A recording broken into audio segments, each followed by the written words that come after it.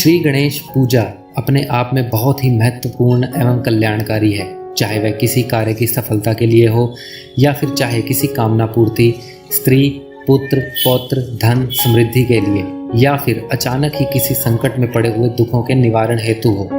जब कभी किसी व्यक्ति को किसी अनिष्ट की आशंका हो या उसे शारीरिक या आर्थिक कष्ट उठाने पड़ रहे हों, तो ऐसे में उसे श्री गणेश की आराधना करने को कहा जाता है। श्री गणेश को सभी दुखों को हरने वाला तथा दुख हरता माना गया है।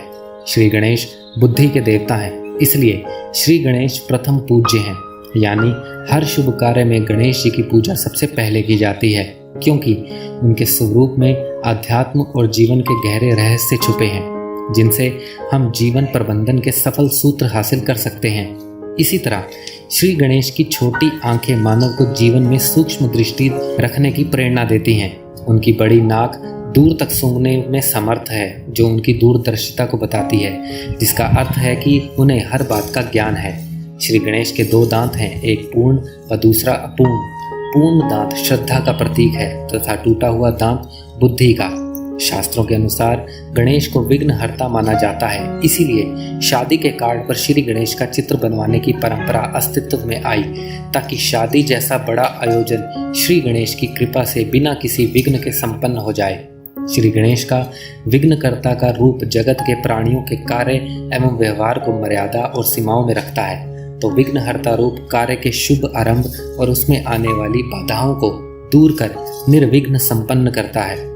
भारतीय परंपरा में हर काम की शुरुआत में गणपति को पहले मनाया जाता है। शिक्षा से लेकर नए वाहन तक, व्यापार से लेकर विवाह तक, हर काम में पहले गणपति को ही आमंत्रित किया जाता है। ऐसा कौन सा कारण है कि हम गणपति के बिना कोई काम नहीं कर सकते? आखिर किस कारण से गणपति को पहले पूजा जाता है? गणपति को पहले पूजे जाने के पीछे बड़ा ही दार्शनिक कारण है। हम इसकी ओर ध्यान नहीं देते कि इस बात के पीछे संदेश क्या है। दरअसल गणपति बुद्धि और विवेक के देवता हैं। बुद्धि से ही विवेक आता है, और जब दोनों साथ हों तो कोई भी काम किया जाए उसमें सफलता मिलना निश्चित है। जब हम गणपति को पूजते हैं तो यह आशीर्वाद मांगते हैं कि हमारी बुद्धि स्वस्थ रहे और हम सही वक्त पर सही निर्णय लेते रहें, ताकि हमारा हर काम सफल हो। इसके पीछे संदेश यही है कि आप जब भी कोई काम शुरू करें अपनी बुद्धि को स्थिर रखें। इसलिए गणपति जी का चित्र भी कार्ड पर बनाया जाता है। साथ ही गणेश जी को विघ्नहर्ता भी कहा जाता है।